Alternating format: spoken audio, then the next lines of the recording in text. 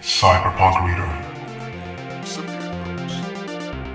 Hello, this is the Cyberpunk Reader, and today I want to express some thoughts on the William Gibson phrase, "The streets finds its own uses for things." This will be a recurring feature that focuses on the latest examples of people appropriating, creating, and using technology in a manner to serve the purposes of the common man versus government in big tech.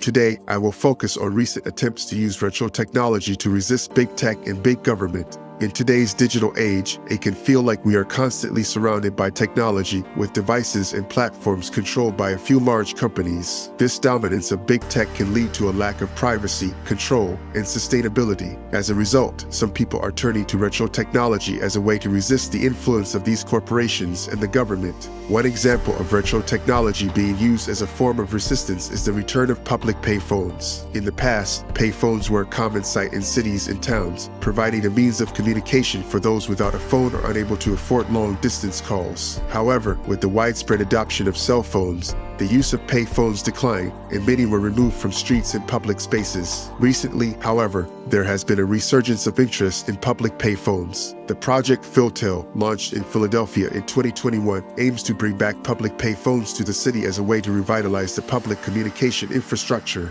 The payphones, which are free to use for calls in North America, are seen as a way to offer an alternative to the dominance of large tech companies in the communication sector. But there is more to the Philtel project than just providing a practical solution for communication. The return of public payphones also represents a resistance to the thoughtless adoption of technology and the culture of planned obsolescence that encourages consumers to constantly upgrade their devices. Many people are concerned about the potential for technology to be used as a tool of oppression, as well as the environmental impact of this constant cycle of consumption. The return of public payphones is a way to push back against these issues and advocate for a more mindful and sustainable approach to technology. Retro technology is not just limited to communication. There are also efforts to bring back other technologies from the past, such as vinyl records and Polaroid cameras. These retro technologies offer a way for people to connect with the past and resist the fast-paced, throwaway culture of modern society. And it's not just about nostalgia. Retro technology can also offer practical benefits. Vinyl records, for example, are often seen as having a superior sound quality to digital music formats. Polaroid cameras, while not as convenient as digital cameras, offer a unique and tangible way to capture memories. In addition to resistance to big tech,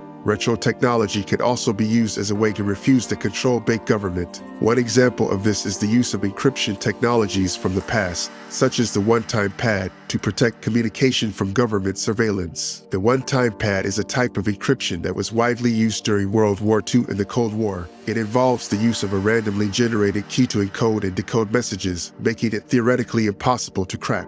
While not as convenient as modern encryption methods, the one-time pad offers a high level of security and is resistant to government surveillance. The use of retro technology as a way to resist big tech and big government is a complex and multifaceted issue. On the one hand, it offers a way for people to reclaim control over their communication and technology and resist the influence of large corporations and the government. On the other hand, the use of retro technology can also be seen as a nostalgic longing for the past and a resistance to progress. Ultimately, the decision to use retro technology is a personal one and will depend on individual values and priorities. Whether it's the return of public payphones, the use of vinyl records, or the adoption of encryption technologies from the past, the use of retro technology offers a way for people to resist the dominance of big tech and big government and take control over their own technology and communication. However, it's important to remember that retro technology is not a perfect solution. It may not always be practical or convenient, and it may not offer the same level of functionality or capabilities as modern technology. It's also important to consider the potential impact of retro technology on the environment,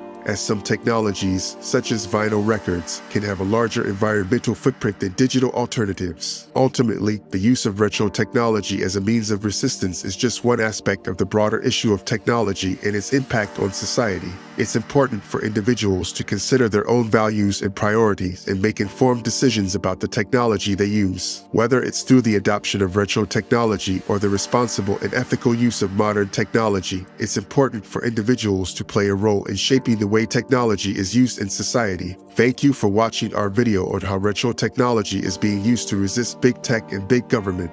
We hope you have a better understanding of this complex and multifaceted issue. and the various ways in which virtual technology is being used as a means of resistance. Thank you for watching the Cyberpunk Reader. Until next time, and if you enjoyed the content or found it useful or helpful in any way, please like and subscribe, and click the bell if you want to notice next time I upload a video.